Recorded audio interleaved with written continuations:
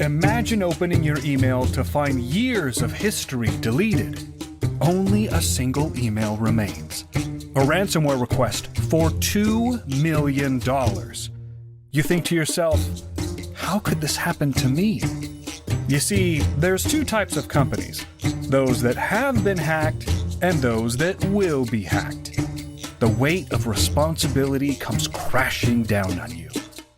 It's the sort of responsibility you feel when your family is craving a delicious pizza. You finally open the box only to find the most cringeworthy topping that you mistakenly ordered. Join Pineapple on Pizza podcast as John and George, along with guest executives, discuss the most common and craziest cybersecurity risks, followed by actionable tips and strategies that can be implemented to protect your cyber risk pie. Pineapple on Pizza is hosted by Omnistruct.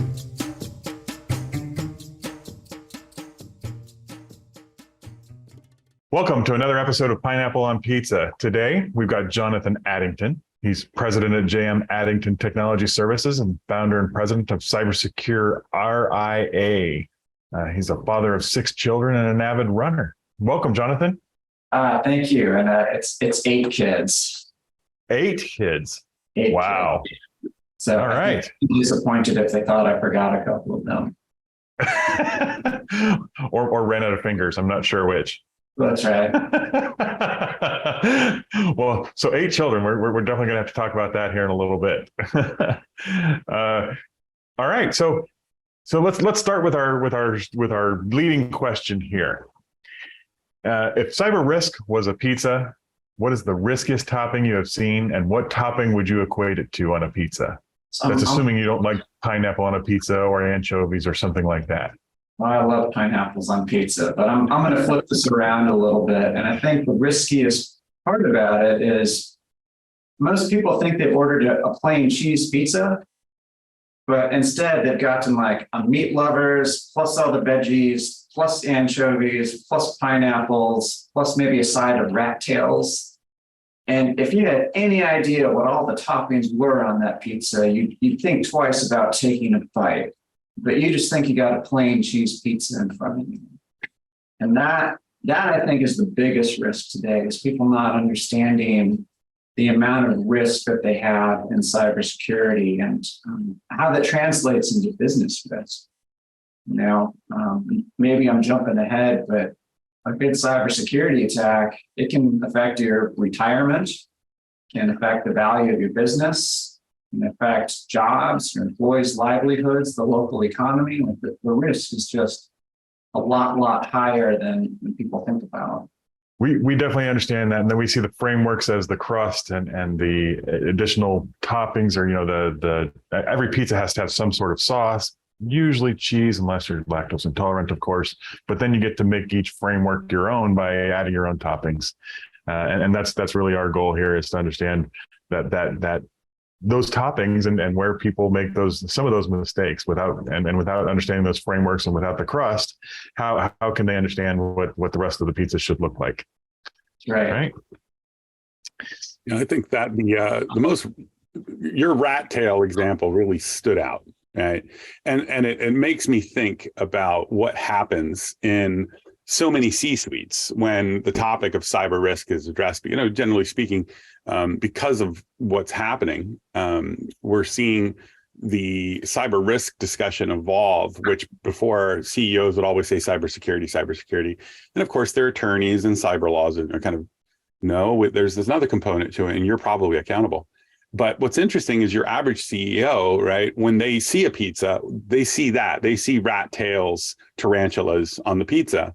When your technical teams, basically, they see pepperoni and the things, oh yeah, I love this stuff. And so the common CEO, we've learned, just wants to toss it over the fence and be, I'm not eating that pizza. I'm going to delegate somebody else to go eat that pizza. And they don't roll up their sleeves and get in there and go, hey, that actually doesn't taste so bad. And I think that's always, I think that's a really good way to understand that not all people see pizzas the same. And, ultimately, there are a lot of challenges when it comes to these CXO related. So anybody in the C-suite. And it makes me think of how the marketing lead and perhaps the leads in charge of operations, if they haven't been around it enough in traditional brick and mortar, especially, they're going to see rat tails and tarantulas, and they're not going to want to bite at all. They're going to be like, well, I don't understand tech. And they use that as, I don't need that. And the reality, I think, is what you're seeing in risk management is these cyber regulations, both statutory and regulatory, not just regulatory. Right. So statutory requirements are basically saying, we know you don't want to eat the rat tail and the tarantula, but it's actually pepperoni. You're just seeing it wrong. And if you don't, we're going to hold you accountable as somebody in the suite. That's not in IT. That's not part of the suite, right? And so I really love that you brought it up that way. They think they're getting a cheese pizza. They dig in and they realize there's some things on that pizza that there's no appetite for them to eat it at all. And delegate, and it's got a blinking light. I'm afraid of it. And I think that is that's fairly common in most late adopter traditional brick and mortar businesses that are all of a sudden thrust into some regulatory or statutory requirement, and they just don't know how to deal with it. Yeah, I mean, and to really follow that through a little bit, it's the awareness that drives behavior, right? And so if you're not aware of the risks, you're not going to change your behavior. So another way I think about it a little bit is seatbelts. A few decades ago, cars didn't have seatbelts. People didn't wear them. People weren't aware of the risks that basically you were going to die if you got in a car crash. I mean, it took an entire generation to get people to start wearing seatbelts. Where originally you might say, all right, it's GM's responsibility to make a safe car. After decades, you realize, oh, it's also my responsibility to just click that seatbelt. But it really started with an awareness of there is protection and there are risks. And similarly, this stuff even started coming down on the regulatory and statutory levels, right? Now, it's a very simplistic example. That's also part of what drove the behavior change and can get pulled over and fined if you're not wearing your seatbelt. We've tied into that analogy ourselves before. And the interesting thing after a lot of thought is, we're kind of lucky that that there's a good analogy and relatable analogy there to explain risk management with the seatbelt concept. But the challenge is that I think when it comes to cybersecurity, it's a 126-point harness, and compliance is buckling every 126 buckles. Right. And so for somebody to just put one seatbelt on and turn that into a habit is hard enough. And so I think, the reality is that you build the car safer, but what's happening with cyber risk and cyber laws is you kind of need a cyber airbag that deploys for the executive suite. And that, when we explain it that way, I think it's more relatable. And I think that's been a constant struggle in, helping executives and even boards understand really what's happening here, that the regulatory train has arrived, and you're all part of the train tracks as executive leaders if you don't have an airbag installed, you're going to have an issue. That's right. I agree 100%. And it's not going to guarantee you're not going to die, but it's sure going to offer a ton more protection in case one of those 127 harness, seatbelt points aren't put on by your users. And that's really what compliance is the seatbelts, right? Somebody's going to forget to put one on, or somebody's going to take one off, right, for whatever reason. And you're going to, you get in a crash and something's going to happen, right? So it's great. Right. I love the feed there. I do wonder, though, what the challenges might be in getting people to put 127 seatbelts on.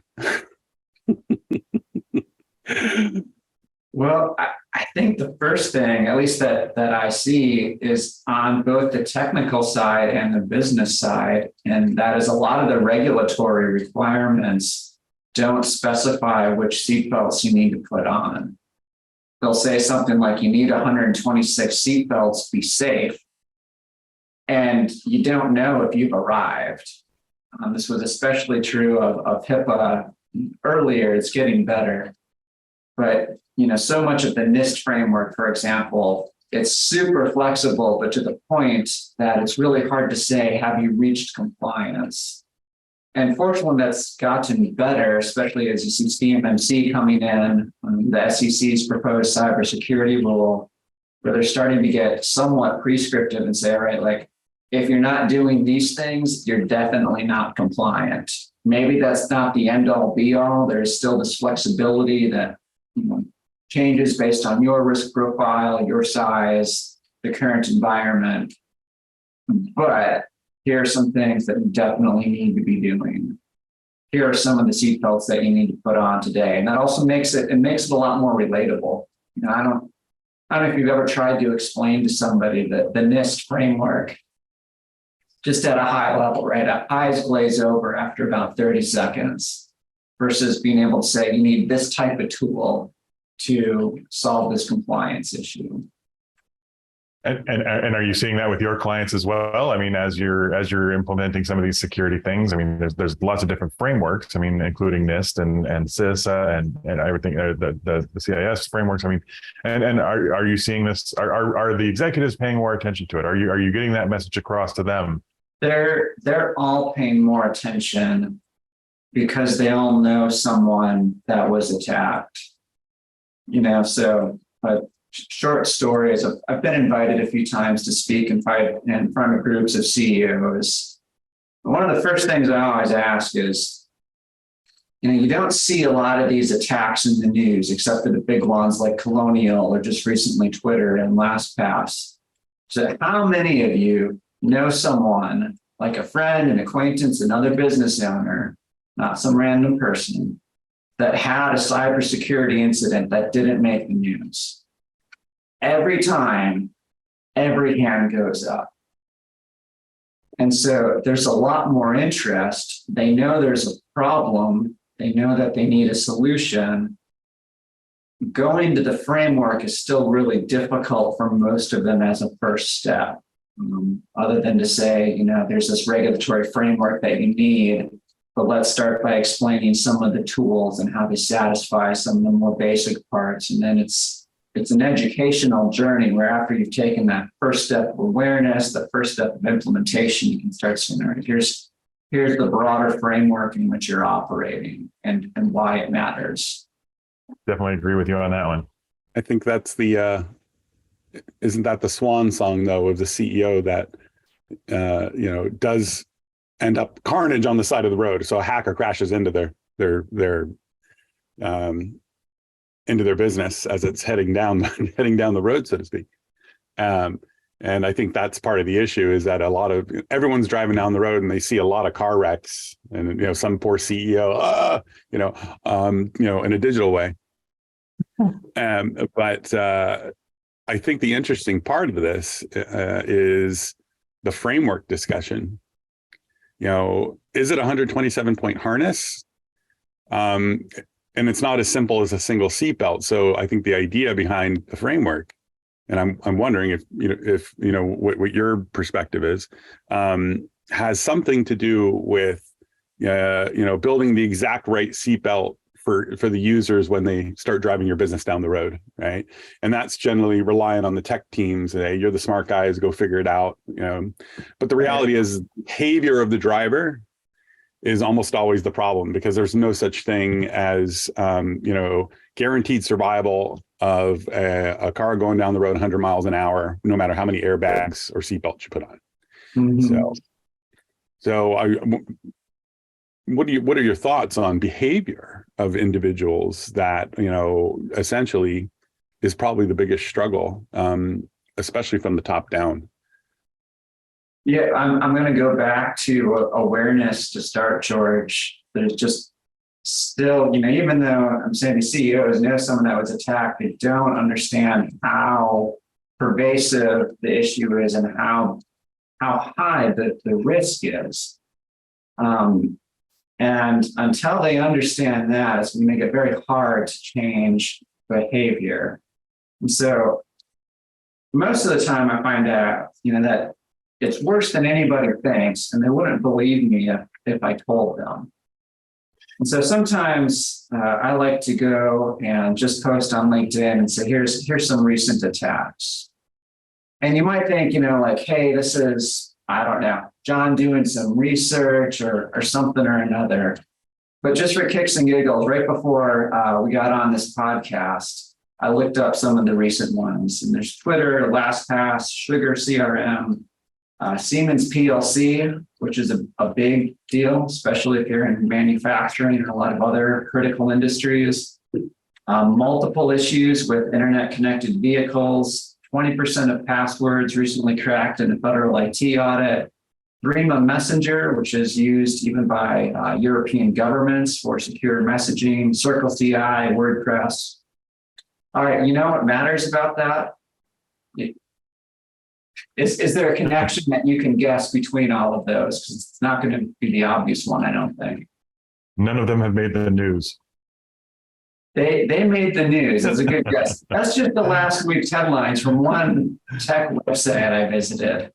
Like, I didn't go and do any research. I just grabbed the last weeks of headlines, and those were all on there. And for that, there's 10 times more attacks that you can find if you talk to security people, and there's another 10 times attacks that don't get reported by anyone. So I really think that's the first step towards changing behavior, George.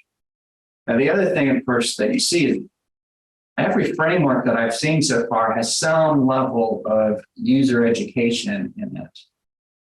And I think this is a big part of why, right? We need everyone to understand what the risks are. And you need people to understand that they've got a personal responsibility from the janitor up to the C-suite to protect the organization. And it's not the same behavior, it's not the same things that every level has to do. Ironically, often the C-suite has access to less information than a couple levels down. But they all need to be aware of it and know what to do, or maybe just as importantly, what to not do. Is that a helpful answer to your question? I don't think there is any right or wrong answer when it comes to behavior, because ultimately, using the car analogy, why are we still having accidents? And we have all these laws, seatbelt laws, and on the road, like there's a degree of acceptance that I wonder where that measure is, what's right, what's wrong, and perhaps the regulations are the answer. But what are your thoughts on that? Like what is enough before you just disconnect completely, right? Because that's the only way to be 100% secure. Well, we could start by tarring and feathering people that aren't doing enough. I think that would raise some awareness. I think maybe part of the point is that, whether you like it or not, if you eat pizza, there's going to be indigestion, right? The question is, what have you done to make sure that, that you prepared for that? But as far as the organization is concerned, just like a household, there's going to be, a degree of, the things that we see already in the market, like training and security awareness training and those sorts of things. Yet you can drive as much security awareness training as you like, but that's not the only answer. And I think that goes back to the fundamental question of what are all those different treatments you're using in terms of what could possibly go wrong while you're on the road.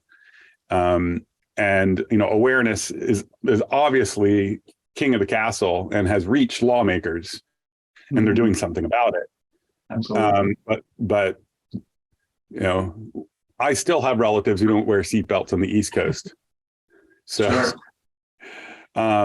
But ultimately, it's about that acceptance of risk, which is absolutely an executive discussion. So when you say awareness, going back to awareness always makes the most sense. Perhaps the best way to improve that is the real discussion. So what do you think the best way. So yeah, and we now know awareness matters. Where does it need to happen besides cyber laws? Can I get you to expound on that question just a little bit, George, so I can answer more specifically? Yes. So business culture within the producing set. So you have producers that work for a large organization, right? You send them through security awareness training thinking that's the treatment. Yet they see the CEO or somebody else in the C-suite asking IT to come over and disable, this antivirus because they can't work. And I'll give you an example in healthcare. We've seen in some situations, you disable this right now or somebody's going to die. And then it gets disabled. They move on to the next fire and it's not allowed to be re-enabled. And then all of a sudden there's an issue. Mm-hmm. So it's that balance of risk. Like what is arguably anybody was like, okay, I don't want that patient to die in healthcare, right? So I'm going to do it. And I'm going to disable that antivirus, but then we'll come back to that. And Right. But when that happens over and over and over again with every single, in a large scale, clinical facility, now you're logging everything. And so there's going to be evidence there that, and somebody needs to address that. So is that hire more people? Is it do more awareness training to doctors? What's the answer? And perhaps it's what's the balance rather than just awareness? Because I don't think you can completely eliminate the risk. Yeah, I mean, you can never eliminate the risk. I would change the tense of balance to balancing. You never achieve balance, so you're always in this act. With the situation you just described, part of every framework is going through and auditing, right? So you might look at what are the things that we know are the riskiest, change the most often, people turn off antivirus all the time, especially software developers seem to be some of the worst.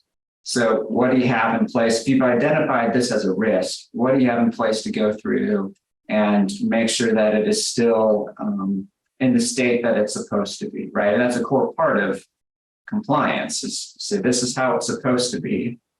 There are going to be gaps. You need to save somebody's life by disabling the antivirus or whatever. Then you need to look for those gaps and either close them or document why you're not going to close this gap and have a mitigation plan in place. And that's. I also think, go ahead. Go ahead, John. Well, I was going to say, I think also practice is part of that, right? I mean, you got to have some sort of, you have to be able to practice those as a team, right? You have to understand what the goals are when you are under attack. How do you react? What are the plans? How can you move those forward? Part of that awareness is understanding that you will be under attack and be ready for that. You don't want to do your practice sessions under pressure, right? It's much better to practice those and understand it beforehand. You don't want to go out and start playing the Super Bowl as your first game. Right. Yeah, and I mean, I feel almost like maybe we're diving too far down into the weeds here. And there's another couple of ways you could think about this. One is any sports team has a set playbook, right? Now, none of them are going to operate exactly how that play is written down because there is an opposing team that they have to adapt to. But none of them make up the plays when they get on the field either. They have plans for most of the plays that are going to be against them or for what they want to do to move the ball down the field or defend or whatever. And so these are plays that they've written down. Hopefully they've practiced and they know which one to apply in which situation, right? And then there's watching game tape too, both ahead of time, what's your opposition doing, and then how do we do? And again, that's built into a lot of these compliance frameworks. I think a lot of it's just common sense. What do we think is going to come up against us? What can we do to mitigate the risks? What is our next play? If something comes against us, can we see what else is happening in the environment and what's likely to come against us? And assuming we get hit, because we're going to sooner or later, how do we execute the playbook that said, this is how we recover? What can we do better next time? It definitely seems to go back to the, at least in terms of risk management, that challenge of, what the technology teams have to do versus what the business behavior needs to be, departmental business behavior, executive behaviors around the topic. And I think if there's any, as proven by the CEPA laws, it took years for people to do one click and to believe in it. Mm-hmm. And so perhaps part of the journey is the journey that people are on already, especially executives driving down the road and seeing their competitors or suppliers or even their customers, in carnage and a wreck on the side of the road. So they call it natural evolution to some degree, but people are, and I think the concept of anything in life does have a journey and lessons learned. Just doing about it and not hitting the repeat button, is a lot. It's a lot less likely if it's happened to you. But I think it's been proven that you probably need to see a couple accidents on the side of the road before you really take notice. And there's plenty of accidents on the side of the road. There's plenty. You just have to open your eyes and from a leadership perspective, most importantly, I think there's no question that anybody in tech, they've been jumping up and down on the table for years saying, I need you to do these 27 things. And the bean counter says, I'll give you 3, because that's, all the budget can handle at the moment. I think there's also the acceptance of ownership and responsibility. I'm going to return to the sports analogy for just a second and then move back to frameworks. But, if you're the head coach of the team, you're not throwing the playbook to your linebackers and saying, all right, come up with it, guys. You own that book. You own that responsibility. It is your job to be winning games, right? And there's no question about that. CEOs understand this in most areas of their business, right? Most of the things that come with C is they understand they're over finance or HR or operations, and they understand that the CEO ultimately owns all of those things, except somehow IT got thrown way down to the side, like janitorial services. And it's just not the case anymore. They got to own the entire organization, and especially as the risk has gone up. And so as we're talking about compliance and regulatory and statutory frameworks, you're starting to see them being held responsible legally for what happened. And we saw in California where a CISO was convicted for not following all the proper steps in the course of a cyber attack. And regardless of how you look at that particular case, I'm a big believer that holding people at the top responsible for what happened is very important. Because as long as you don't, you're removing some of the motivation and incentive for them to act responsibly. There are some of the other things and risks we talked about, but having the responsibility coming down this compliance chain is important as well. I think it's easy to reflect and look back at some of the different analogies that make cyber risk management, that make awareness relatable. The crashed vehicle on the side of the road, eating pizza that gives you indigestion. But ultimately, there has to be somebody integrating, and that generally becomes an accountability factor. And so when I hear stories about lawmakers writing laws to potentially jail executives, that happened, there was a representative in Oregon who wrote a law, didn't make it, but I think part of that journey is and that concept of, for years, we've kind of had a two-party model, right? So you are the company, you're doing business with a customer, right? And it's a one-to-one relationship.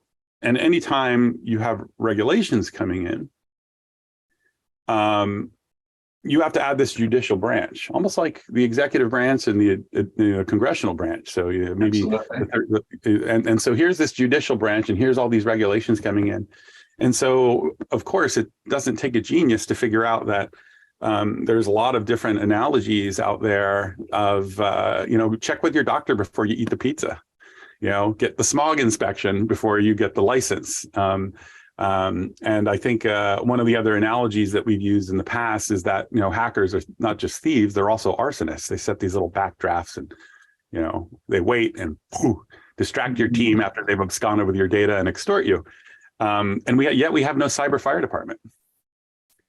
So, but fire inspectors are coming, all these inspections and things.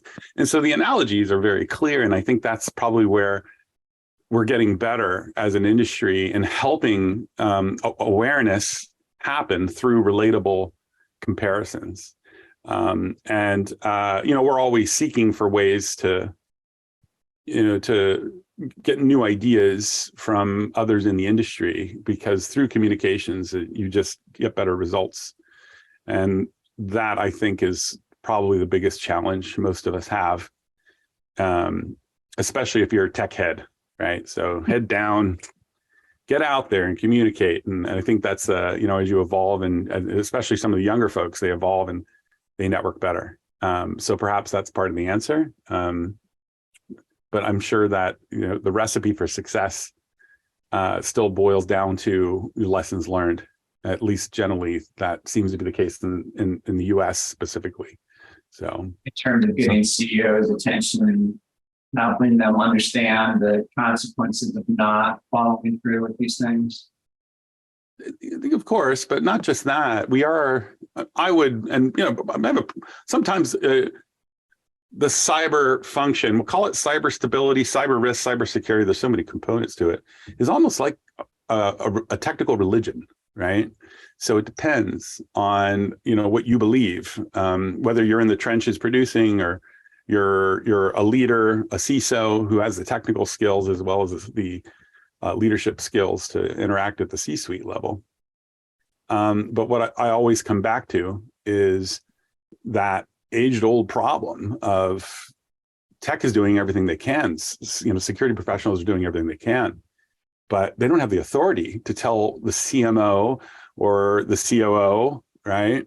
And that continues to be a struggle. And so perhaps regulatory, changes will abound because we're living in an internet-delivered world, whether we like it or not.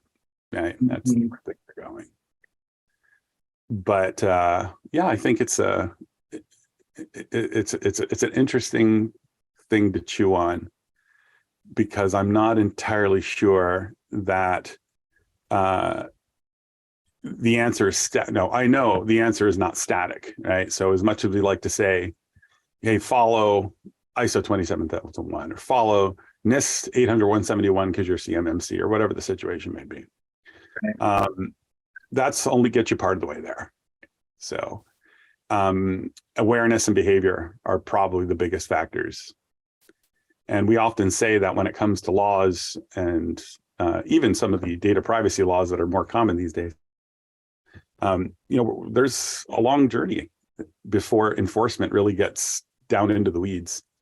So I do wonder how that's going to evolve as well, because ultimately we are a country of arguing and less prescription. So in a lot of the things, comparatively like to a GDPR where it's very prescriptive, you get here and it's more of it's a little, can be a gray area sometimes when you get to the courtroom, because that's ultimately what we're talking about here, is that, you have to tell CEOs you have to do this and then we're going to audit you and those sorts of things.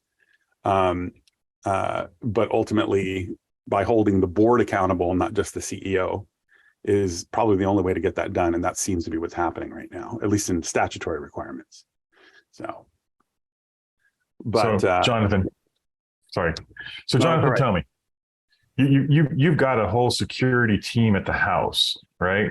How do you do security awareness for your own family with, the 8 the 8 children and my wife, I'm assuming, and tell us about your home life and not just the cybersecurity part of it, but tell us about yourself. Well, yeah. So I've got 8 kids, 5 made at home, 3 chosen. They range in age from 3 up to 19. There's a gap there. The second oldest is 11. The oldest is 19.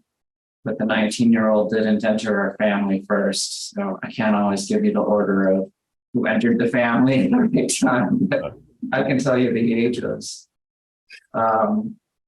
Yeah, so home's a little bit crazy all the time. I feel like I just kind of have a crazy life. I do this stuff at work where there's always some craziness to running a small business, and then I come home and do the same thing. And so fortunately, there's this kind of a natural continuity between those things, and got to be laid back, I think, to handle it. Have your home playbooks, right? Well, you have to have playbooks once you have that many people in the house. They look different than they do at work, but you'd be surprised how much carries over, actually. It's just a change of environment. How often would you say you have to call an audible? Well, for the younger ones, it's hourly. For the older ones, it's, probably closer to daily. Yeah. Well, that's the best for the very young ones. Maybe they're a little bit easier, but yeah, I don't know. I've got a 6-year-old, a 16-year-old, and a 20-year-old. So yeah, that also spans pretty well. And so is it true that they say once you get past 3, you get more than 3, it's not as difficult because you can achieve scale? I've got 3, so I've always wanted to ask. Yeah, I'd agree with that. I don't know that it gets harder. It gets busier. Yeah. You're doing the same things. You're just doing more of it. There are some economies of scale, whether you're going to the grocery mart to buy 1 gallon of milk or 4, like you're still going to the grocery store to buy milk. Right? You're not buying 4 different things to drink now. Right. Yeah. And as you get systems in place, I don't know, bedtime, times to eat, house rules.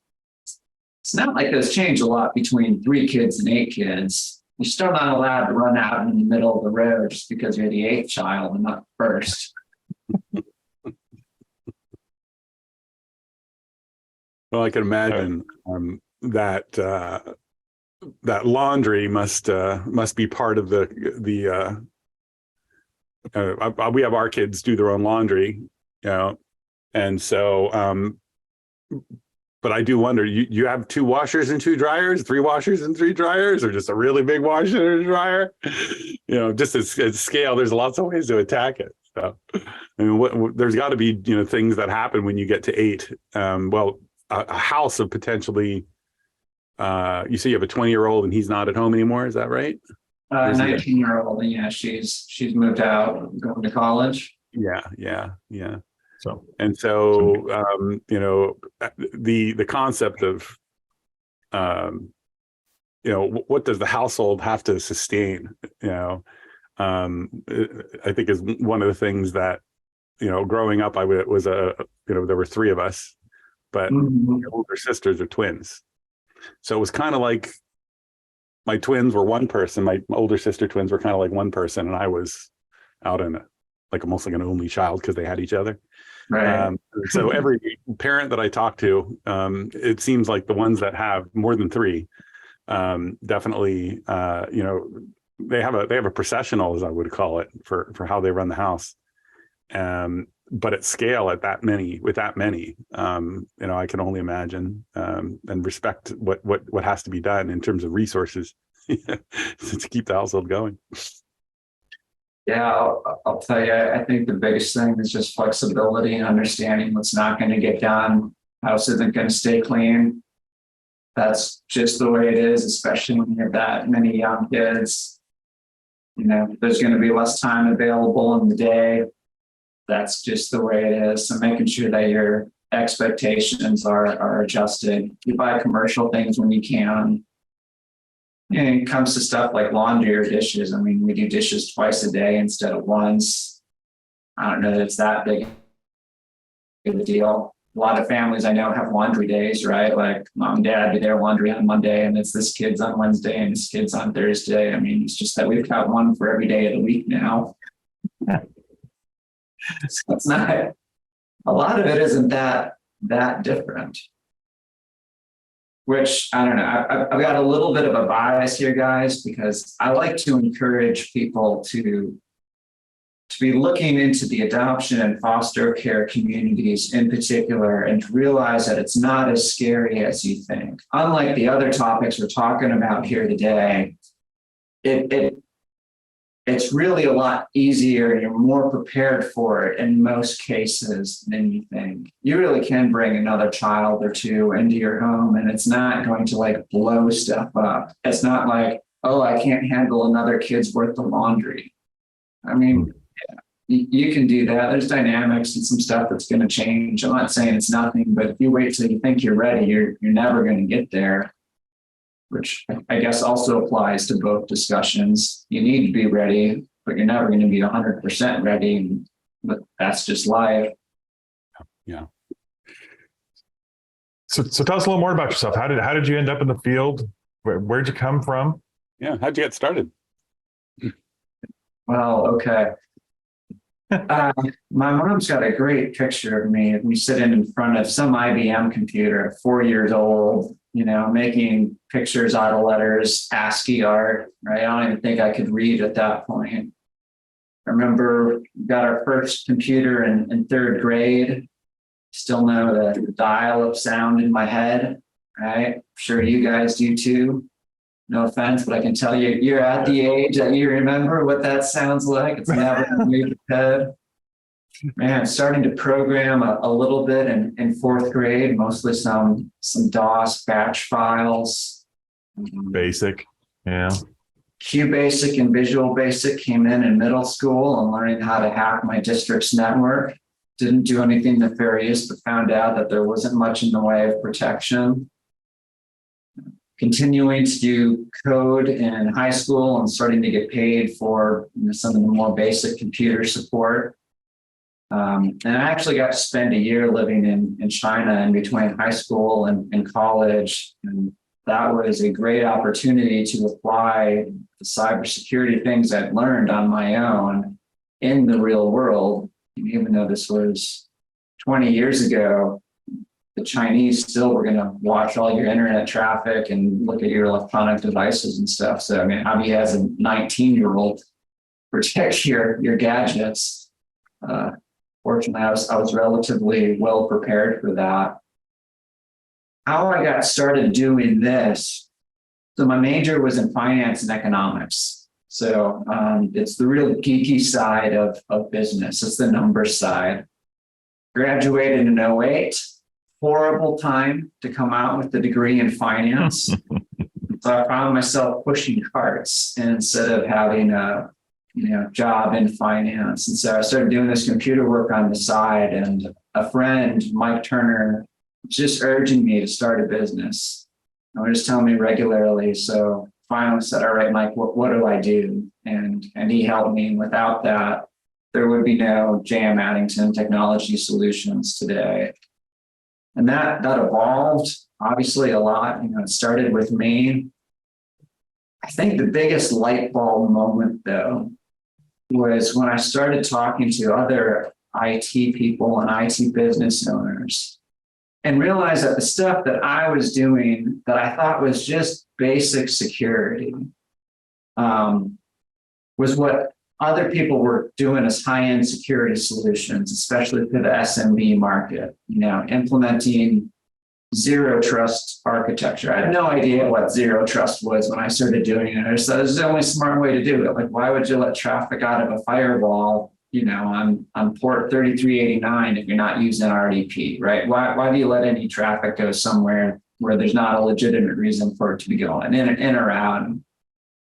There's just a whole bunch of SOPs that we were doing that later I learned, no, most people were not doing. And so it was really an ingrained cybersecurity culture that went back, I guess, all the way to grade school, when I both learned what it was, self-taught, and learned how to get by this stuff, and was able to apply those lessons later on, and bringing together a team that has the same culture of valuing security and understanding that it's the small things as much as the large things, often more important the small things than the big things.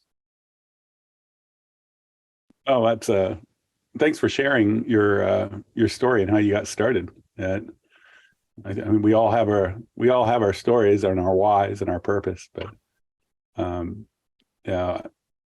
So how has that changed up till today? Like, what's your purpose and why today? And what you're doing is sometimes tied to something that happens in life, and so that might change. And so, what is that today for you? Yeah, I mean, there's two things we're about. At our core, I don't have this up on a wall or a mission statement or anything like that, but is to provide a good working place for employees, a place where they want to come to work. And I don't think there's enough jobs out there that people want to do and can enjoy and feel like there's a healthy culture. So if there's a personal mission to the company, it's that. At a broader level, it really is securing the community. Security is our thing. If we could only do one thing, it would be security. And part of it is because it's a passion. Part of it is because we're great at it. But it's so important, which, John and George, you guys know this because you see it, but it really is the ability of small business owners to retire. It really is employee jobs and livelihood. It really is impacting the local economy when you've got, frankly, money going to Russia or China or wherever that should be staying in the local community, or even just, responding to these cyber attack fires. That money could be deployed so much better anywhere else in the economy, or even just staying in the owner's pockets or going to bonuses. Like, I just think it's so important at a personal level, at a local economic level, for businesses to be secured. But that's what drives the business side of it. Yeah. Oh, that fantastic. I think the biggest challenge always is, markets do change, right? Life changes. Okay? Mm-hmm. So change is part of life, almost like and maybe I'm a little bit older for this, but there was a movie with Steve Martin called Parenthood. I don't know if you've ever seen it, but there's a scene where the grandmother tells a story about a roller coaster ride. And the whole point of that was that life is a roller coaster ride. It's got its ups, it's got its downs, right? Where would you say you are on that roller coaster ride? Are you an up, or are you or are you more of a merry-go-round kind of a guy, as was, up or down? That's a really hard question for me to answer, if I'm going to be honest, George. You are CEO of your business, right? And I think for most CEOs and business owners, every day you walk into work, there's something exciting, there's something that got you up in the morning, and there's something that hit the fan. And there's a lot of that in life too. Personally, there's family issues that come up, and you get to see kids go to college, and you get to see kids make decisions that are going to keep them out of college. You get to see employees step up and make decisions that save a client from getting ransomware. And then sometimes you see someone that clearly needs some more training because they left that antivirus off. I Man, it just is a hard question. You know, like on a super personal level, I sprained my MCL in July, and I'm a big runner. Even by runner standards, I'm a big runner. And just as soon as that started getting healed up, I got COVID in August, and months later, I'm still dealing with the effects. So I went from running 30 to 40 miles a week to like hoping to walk a mile maybe that week. And so the downside is I'm not running what I want to be running, but the upside is I'm finally making progress. On the business side, I was out of it. I might as well have been in a coma. So that was kind of a downside. The huge upside, though, is everybody else in the company had to step up, and they did. And I think it elevated everybody up the position and found out that there was way more capability in everybody individually and as an organization than I was aware of, or I think we were aware of. And that's going to permanently impact us as a company and make us better. So where is that on the roller coaster? I don't know, man. This is maybe the part where it's going down and then it dips up and you're not sure if you're having fun or you're going to throw up. Sometimes it's easier to back that out and ask the question is, what ride at an amusement park is life at for you right now? Because some people would say a merry-go-round. Oh, I'm walking around, but because we always know owning a business it's like riding a roller coaster. It really is, right? So, but most people want to turn it into a merry-go-round. Let's print the money, right? And we found that, or at least I found that the roller coaster ride is invigorating. It can be scary, but the risk reward function does sometimes come into play in the business environment. But I think every business owner is doing their best to build a stable ride, and ultimately the people that work for you, or we just call it the whole team. But they don't really work for you; you work for them, in my opinion, right? So. You have some people that want to be on a roller coaster and some people that want to be on a merry-go-round, right? And it depends on their personalities. I think that's why they have things like disc profiles, right? Is to, because people just have a certain way about them, and they, there's an expectation of stability. There's an expectation of excitement depending upon the person. But ultimately, a business is a roller coaster ride, right? And at home, I think that analogy runs so true. We want a merry-go-round, but you've got a roller coaster ride, both in life as well as in professional environments. It's just how life works, I suppose, to some degree. But it's whether or not you enjoy it or not that matters. So, Jonathan, where can people find you? Well, my name is relatively unique, Jonathan Addington. You're not going to find a lot of Jonathan Addington. So you stick that into Google, you'll probably find me just about everywhere. You can find me on LinkedIn, which is where I do most of my professional postings. You can find me on Facebook. More personal, you'll see some of my photography there and a little bit on Instagram. Goodreads. Not that there's a full professional profile there, but if you want to see what I think is fun to read, you'd see me there. But those are the main places I hang out. And my secret is I am on Mastodon too, but I use a handle there, so you're not going to find me by Googling it. Well, I'm sure they can talk to you first, and then you'll share with them, right? And that's the way it works. No, that's my secret persona. That's my Batman. Fair enough. All right. Well, Jonathan, we appreciate your time. Thank you very much. It's been wonderful chatting with you. And audience, thank you for listening. Hope you've learned something and maybe laughed or scared or hiding under the covers at this point. And again, this has been another great episode of Pineapple on Pizza, and see you next time. Thank you so much, everybody. Thanks, Jonathan. Thank you all for joining another great episode of Pineapple on Pizza.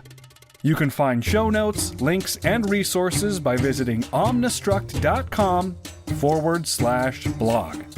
And a huge thank you to all who are preventatively protecting organizations from cyber threats.